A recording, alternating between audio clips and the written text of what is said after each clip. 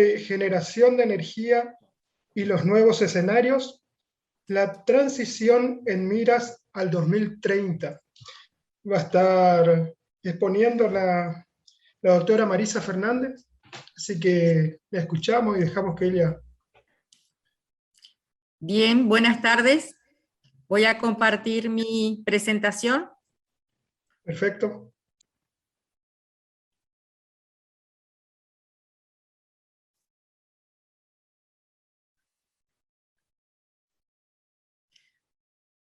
¿Ustedes pueden verlo?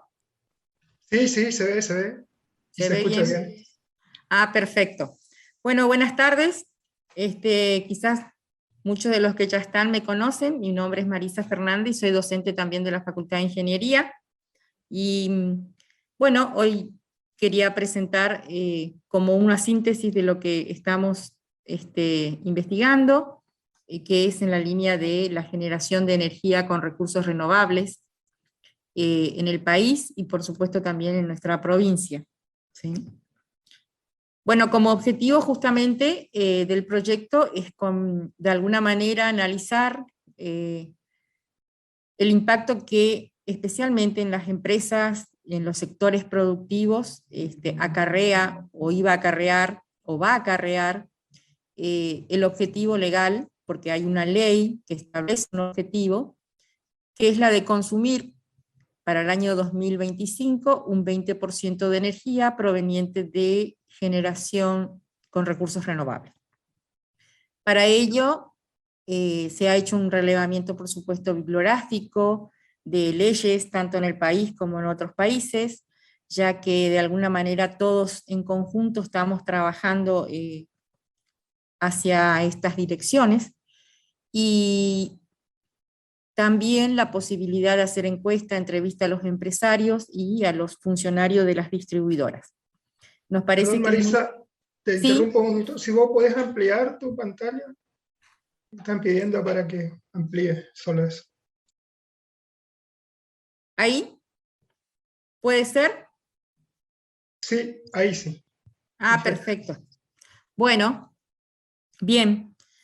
Nos parece que es muy importante porque es un objetivo que a nivel nacional y a nivel internacional se está trabajando, porque de alguna manera son intereses comunes a todos los países, muy relacionados a lo que es el cambio climático, y que justamente la generación con recursos renovables es una de las maneras de mitigar o reducir ese calentamiento global que hoy podemos ver que a diario padece en nuestra Tierra, ¿no es cierto?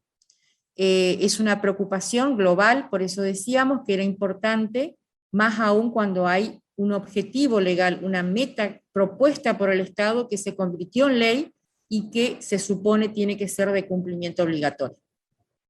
Bien, esto es simplemente para de alguna manera ver cómo estamos. Los datos son del año 2020 y la contribución de las distintas fuentes de generación de energía.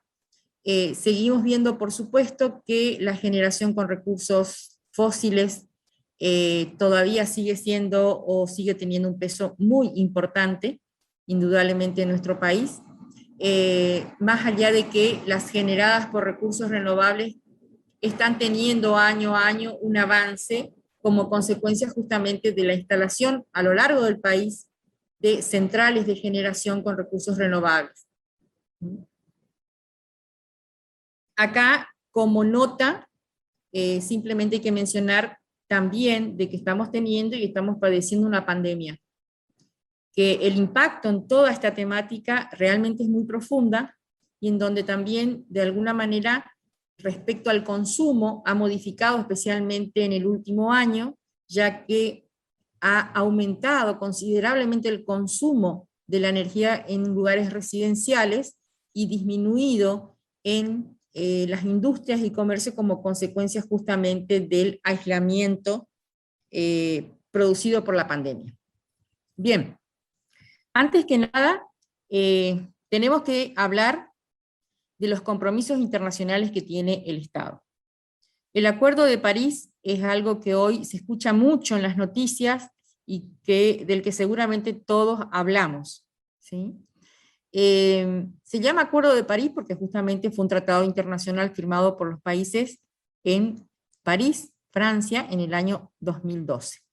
Pero esto no es aislado, en realidad es la continuidad de sendos acuerdos internacionales previos, siendo el más importante, indudablemente, el Protocolo de Kioto. Los países ya vienen con rondas desde los años 70, y después tuvimos en la Cumbre de la Tierra en Brasil en el 92, pero el acuerdo del Protocolo de Kioto, se firmó en Kioto, en Japón, en realidad marcó como un antes y un después en la temática. ¿Por qué? Porque fue la primera vez que los países asumieron compromisos específicos, determinados, cuantificados. La primera vez que los países se comprometieron a reducir en determinadas proporciones en función de sus propios recursos y posibilidades los efectos de 6 gases de efecto invernadero. Como ese acuerdo tenía una fecha de finalización, lo reemplaza, al terminar su vigencia, el Acuerdo de París, que no significa que cambió los objetivos del protocolo, al contrario, mantiene ese compromiso de los estados para reducir esos gases de efecto invernadero, pero a su vez le suma otros objetivos, siendo indudablemente el objetivo más importante el de poder limitar, reducir, mitigar el calentamiento global para evitar de que el calentamiento supere, en definitiva, hoy se habla del 1,5 grados Celsius, digamos, antes de que termine este siglo. Bien, como consecuencia de esto, Argentina viene realizando acciones a través de programas de sanción de leyes, inclusive después del protocolo de Kioto especialmente, en donde Argentina ya participó y se comprometió, comenzaron a surgir leyes que de alguna manera tenían en miras el cumplimiento de estos objetivos. Y así vimos que el protocolo de Kioto se firmó en el 97. Después, casi inmediatamente, comenzaron a sancionarse leyes como, por ejemplo, la de promoción de los biocombustibles, la de promoción de la energía eólica y solar, pero la más importante, indudablemente, es la 27.191, que se sancionó en el año 2015, ya con el Acuerdo de París vigente, en el cual Argentina asume el compromiso formal de que para el año 2025 va a utilizar un 20% de energía proveniente de recursos renovables. Esto, de alguna manera, es lo que está en curso, está vigente y es en función de lo que el país y la provincia está trabajando, ¿no es cierto? Tenemos algunas cuestiones a considerar, en realidad son muchas y que por ahí quizás por el tiempo acotado que tenemos no podemos hablar, porque como todo acuerdo internacional en el que se relacionan prácticamente más de 180 países, lamentablemente algunos países entran y salen del acuerdo, especialmente los más industrializados. ¿Por qué? Porque justamente comprometerse a realizar acciones a través de leyes, a través de programas, a través de promociones, que generalmente son, por ejemplo, disminución o eliminación de determinados impuestos para quienes quieran generar, implica un costo económico que especialmente las grandes empresas multinacionales no quieren o no están dispuestas a asumirlo.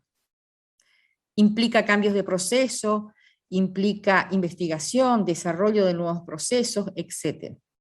Estados Unidos, Canadá, Australia, por ejemplo, fueron países que se retiraron primero del protocolo de Kioto, o sea, no lo suscribieron, no aceptaron las condiciones. Cuando viene, por ejemplo, en Estados Unidos Barack Obama, el presidente, vuelve a ingresar al Acuerdo de París ya en ese momento, cuando asume Donald Trump, sale nuevamente del Acuerdo de París, por la presión especialmente de las empresas privadas, multinacionales, y ahora se tiene la noticia de que el nuevo presidente de Estados Unidos, por ejemplo, vuelve a ingresar al Acuerdo de París y a trabajar, y se compromete a trabajar en el cumplimiento de esos objetivos.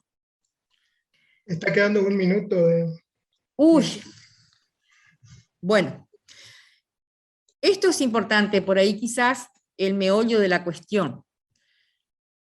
Nosotros tenemos que llegar al 2025 utilizando un 20% de energía proveniente de recursos renovables. Para diciembre del 2015 nosotros teníamos una contribución de 2,3% en la matriz energética de recursos renovables. En el 19 subimos a 9,7%. Este año, a pesar de la pandemia, porque se han implementado y han comenzado a ser operativas una gran cantidad de centrales que fueron de alguna manera beneficiadas con los programas Renovar, que realmente le han dado mucho impulso a la instalación y a la implementación de pequeños proyectos de implementación de centrales de generación, ya sea eólica, solar, con biomasa, etcétera. Nuestra provincia ha participado, varias empresas han participado en estos proyectos.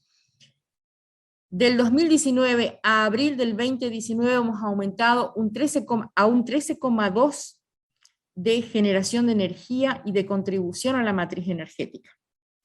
Con alguna sorpresa, como fue el 10 de julio del 2021, en el que se llegó a cubrir un 24,11% en ese día en el consumo total dentro del mercado eléctrico mayorista. En esa contribución del 24%, el 92% era proveniente de energía eólica, ¿sí? Eso sucedió un día, 24,11, o sea, cerca del 25% que nosotros queremos para el 2025. No obstante esto, el promedio general anual es la mitad de ese 20% del que nosotros nos hemos comprometido. Por lo tanto, bueno, quizás ya esto no vamos a poder por los tiempos, pero de alguna manera Misiones está trabajando muy arduamente, tiene en cuenta y en la agenda política está el Acuerdo de París, a los fines de poder instalar la mayor cantidad de centrales. Hemos tenido en este mes, por ejemplo, la instalación de un parque solar en Posadas, equivalente, por ejemplo, al suministro de entre 200 y 250 viviendas, y hemos tenido también la sorpresa de la empresa Pindó en Puerto Esperanza, que ha instalado 2.500 paneles solares que podría llegar a proveer a más cantidad de vivienda, aproximadamente unas 400 viviendas, o sea, es un poco más grande que la de Posadas, y que por supuesto autoabastece a la empresa totalmente. O sea, Misiones está teniendo un gran potencial con respecto a la biomasa existente, que es de alguna manera generada en las tres grandes actividades productivas que tiene, que es el aserrado, la producción de yerba, de té, y que de alguna manera lo posiciona en una de las provincias que tiene un gran potencial para la generación de energías renovables en base a la biomasa. Esto es un estado actual y como síntomas podríamos decir que no obstante ello, estamos en una situación crítica. Ahora el 11 de agosto se ha publicado el informe del grupo de expertos intergubernamentales de la ONU, en la que también Argentina participa creo que participó con 6 expertos, en el que ellos estiman de que en realidad no se va a poder llegar al 1,5 grados Celsius a fines de este siglo, sino que podría inclusive, si no se hacen grandes inversiones, si es que no se realizan grandes acciones, podríamos llegar a 4,4 grados Celsius, que es altísimo.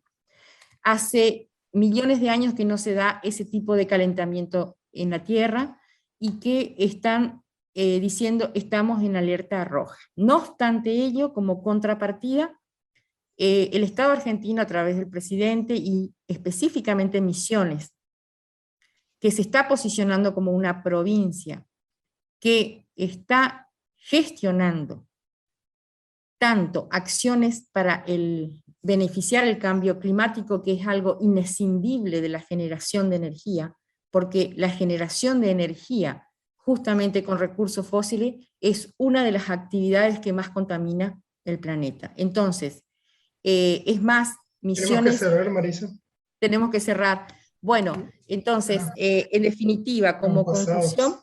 nos estamos pasando. Bueno, como conclusión, es absolutamente incierto la posibilidad de que podamos llegar con ese objetivo al 2025.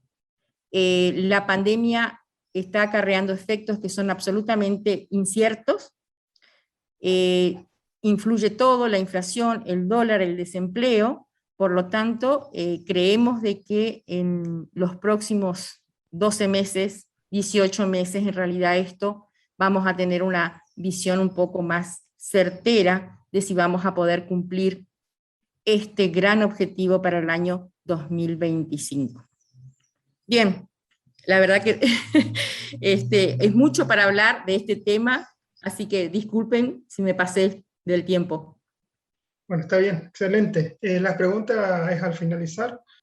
Sí, sí. Mi Ah, consulta era si la ley está involucrando al privado en las cuestiones de energía, sí, por o solo supuesto. la industria.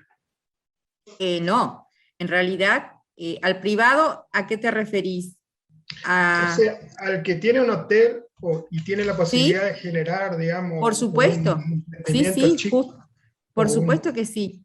Por supuesto que sí. Justamente esa fue la última normativa legal que se sancionó en el año 2018, más allá de que desde el 2014 muchas provincias, en forma, en base a ese poder autónomo, comenzaron a legislar sobre la generación distribuida. La generación distribuida es conocida, el mismo concepto en todo el mundo hoy día, que es justamente la posibilidad de generar energía para autoabastecerte y a su vez poder volcar el exceso que pudieras tener a la red de distribución.